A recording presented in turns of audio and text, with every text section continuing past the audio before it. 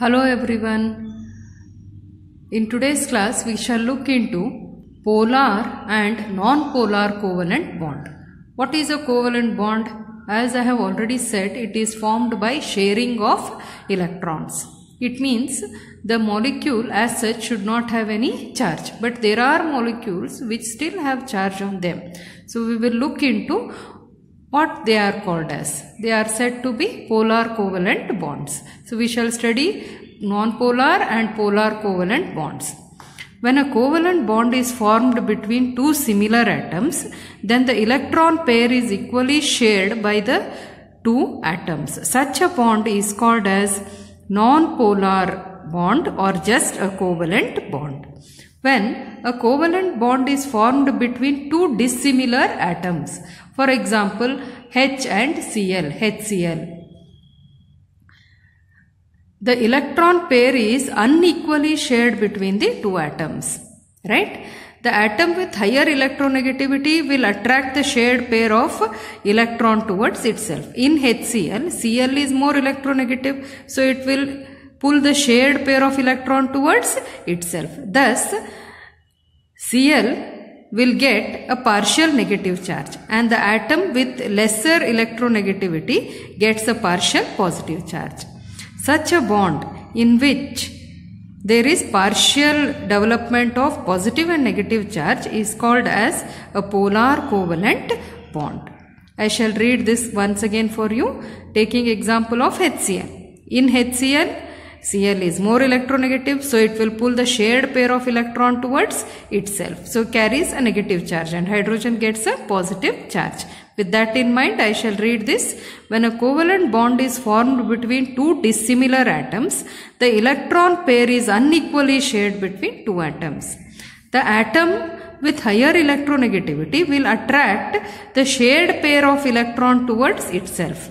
Thus, it gets a partial negative charge and the atom with lesser electronegativity gets a partial positive charge. Such a covalent bond is known as polar covalent bond.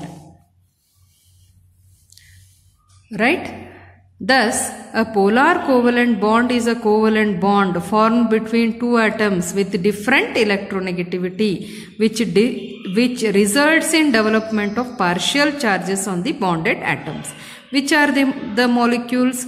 HF, HCl, NH3, etc. And how about H2, Cl2? You have same kind of atoms, so electronegativity difference will be 0. Therefore they are non-polar. And how about HF? Electronegativity difference is there. Therefore it is said to be polar covalent bond. Due to development of partial positive and negative charges, the molecule is said to possess a dipole, that is two poles. So whenever there is, for example, HCl, which is more electronegative, Cl is more electronegative, so I have written negative charge here. To show it is partial, I have written this sign, and this here also I will write positive charge.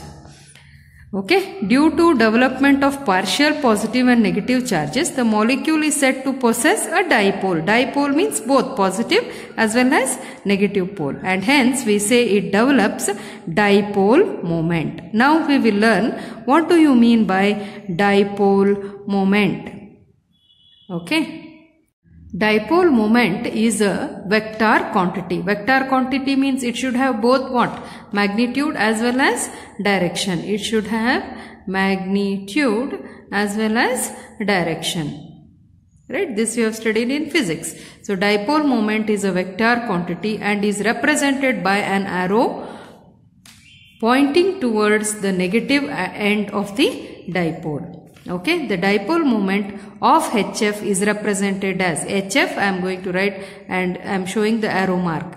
The arrow head is towards more electronegative element. Out of in HF, which is more electronegative? Fluorine. Therefore, arrow head is shown towards fluorine. Okay, we shall take example of water.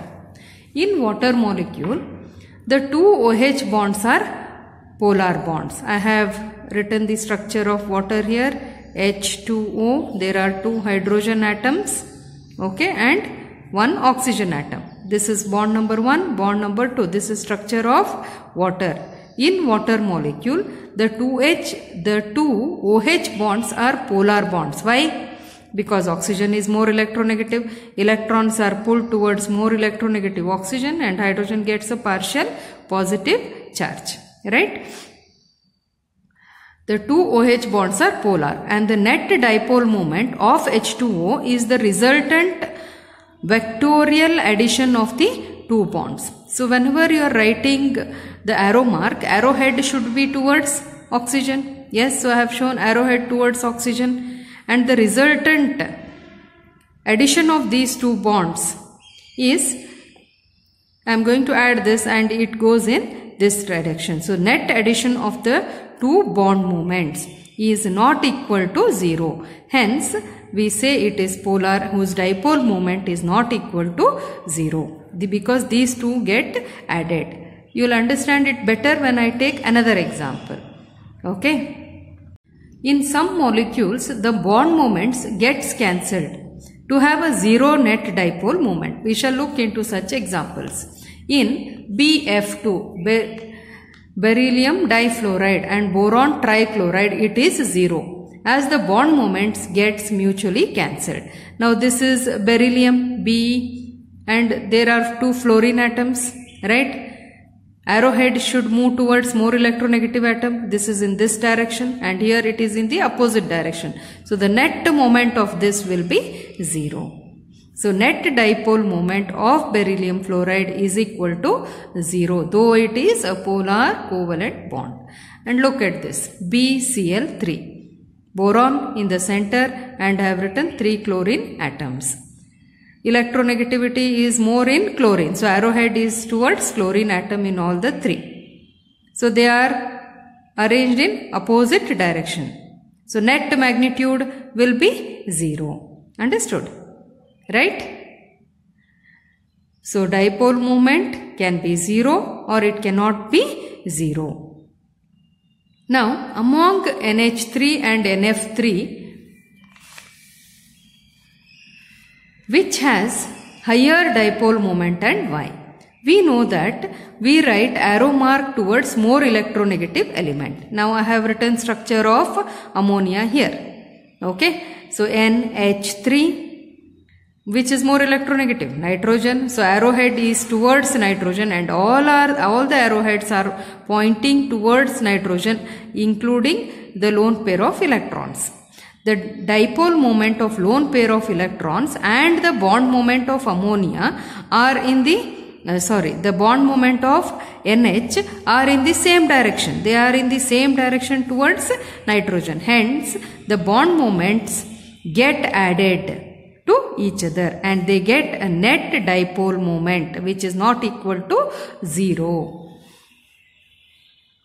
Understood? The dipole moment of lone pair of electrons and the bond moments of NH are in the same direction towards nitrogen and hence the bond moments are added to each other to get net dipole moment which is not equal to 0. In NF3, so this is structure of NF3, N in the center and fluorine on the 3 sides. So arrowhead should be towards nitrogen or fluorine. Fluorine is more electronegative, so it should be away from the nitrogen atom as I have shown here. Okay, the NF bonds are in opposite direction to the dipole moment of lone pair of electrons. They are in opposite direction. Hence, the net dipole moment is obtained by subtracting the bond moments. Thus, ammonia has greater dipole moment than NF3. Thus, NH3 has greater dipole moment than NF3 because in NH3 the dipole moments get added whereas in NF3 they get subtracted. Hope you are able to differentiate between the molecules and identify which has greater dipole moment and which has lesser dipole moments. Now we will see what is the definition of dipole moment. So what is dipole moment? It is the product of magnitude of the charge and the distance between the two charges. It is represented by mu. Mu is equal to Q into D. Mu is equal to dipole moment. Q is charge and D is the distance. These two values will be given and you can calculate dipole moment. So dipole moment is expressed in dBA units and given by capital D. 1 dBA is equal to 3.33564 into 10 raised to minus 3 centimeter coulomb meter, where C is coulomb and M is meter. Okay, so what is dipole moment given by? Mu is equal to Q into D, where Q is the charge and D is the distance between the atoms. Hope you have understood dipole moment. We will look into covalent character of ionic compounds. We know that polar covalent molecules have partial charges. Now we already know that there are two types of compounds, ionic compounds and covalent compounds. Ionic compounds carry charge. Covalent compounds are of two types, polar covalent, polar, non-polar covalent bonds, right? Then similarly, like covalent compounds, ionic compounds have covalent character. Covalent compounds have ionic character, ionic compounds have covalent character. The covalent character, or also called as covalency, the covalent character of ionic compounds is explained by Fazan's rule. Once again I shall repeat. What are ionic compounds? Formed by transfer of electrons. They carry charge. Right? Covalent bonds are formed by sharing of electrons. Done. Covalent molecules can have ionic character because they have charge. Right? We had seen in case of HF and HCl. Similarly, ionic compounds can also have covalent character. So, ionic compounds can have covalent character. Covalent compounds can have ionic character. If you want to measure the ionic character of covalent compounds, you have to calculate dipole moment. If you want to find out the ionic character of covalent compounds, you have to go for dipole moments. If you want to find out the covalent character of ionic compounds, then you have to go for Fazan's rules.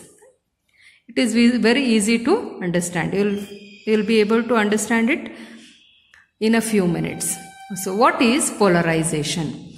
When a cation approaches the anion, what is cation? Cation carries a positive charge. Anion carries a negative charge.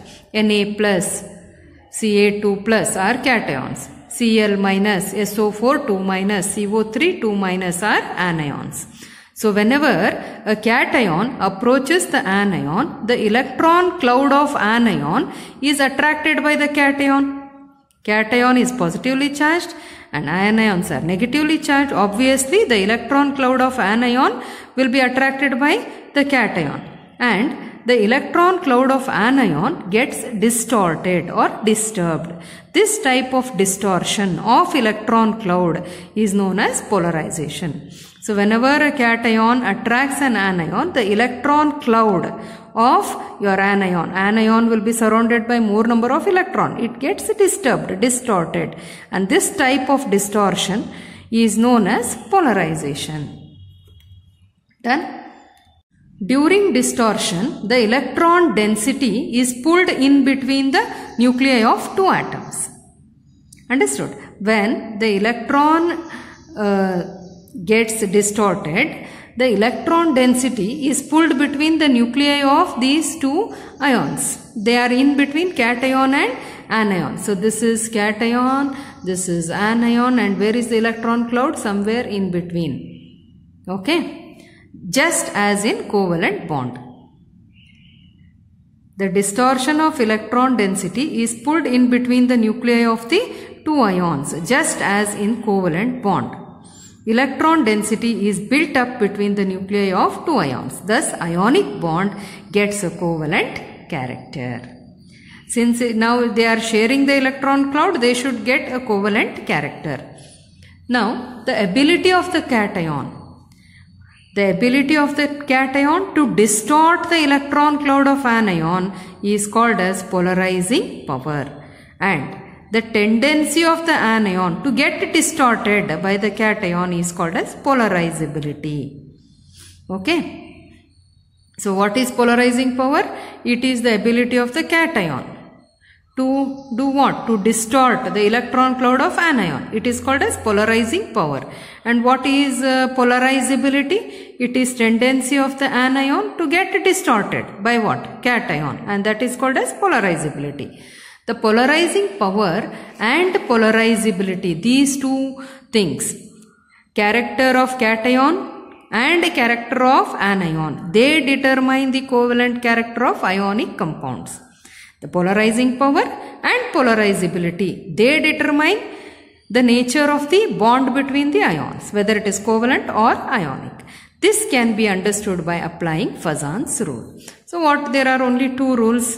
So we'll see what are the rules. So what are Fazan's rule? Rule number 1. Smaller the size of cation, more will be its polarizing power. What is polarizing power? Ability to distort the electron cloud of anion. So smaller the cation, more will be its polarizing power, and more will be the covalent character of ionic bond. More will be the character of ionic bond. Now, why smaller cations have more polarizing power? When the cation has smaller size, it will have greater attraction for the electrons of anion. It's because positive charge density will be high. When it is small, positive charge will be more. Therefore, it attracts the electron towards itself at a higher proportion. Thus, lithium ion has greater polarizing power than sodium ion. Larger the size of anion, higher will be its polarizability, and more will be the covalent character of ionic bond. More number of electrons in an anion, it gets attracted towards cation and the electrons gets shared. As a result, larger the size of anion, higher will be its polarizability, and more will be the covalent character of ionic compound. So we'll see some of the examples. Which of these have highest covalent character and highest ionic character? Now if I take NaF, Li, lithium iodide, potassium bromide, lithium chloride, NaI and cesium iodide, which has covalent character, highest covalent character and highest ionic character. So what is the condition for formation of covalent character, formation of covalent bond? Small cationic size, small cationic size and large anionic size. Correct? So out of this, in these molecules, which is the smallest cation? It is lithium. And which is the biggest ion? Anion. It is iodine. Here also we have lithium and chloride. But which is the biggest anion of lithium? Anion between iodine and chlorine. It is iodine, right? So lithium iodide is having covalent character, and opposite of this should be for ionic bond. So which is the biggest cation? It should be cesium. We know that as you go down the group, atomic size increases or ionic size increases. So I have told you how to remember. Li, na, ki, rab, say, friendship. So cesium has bigger cation size and anion is what? It should be small. So I have cesium here. So another molecule was supposed to be written. This is not I, it is F. CSF. So this is small anion. This is more ionic in nature. I shall read it for you. The smallest cation is lithium and largest anion is I-. Hence covalent character is maximum in lithium iodide. And the largest cation is cesium and smallest anion is fluoride ion. Hence ionic character is maximum in cesium fluoride. So according to Fazan's law, to have a covalent molecule, one should have small cationic size and big anionic size, larger anionic size. I think with this I have completed covalent and ionic molecules. In the next class we shall look into hybridization. Thank you.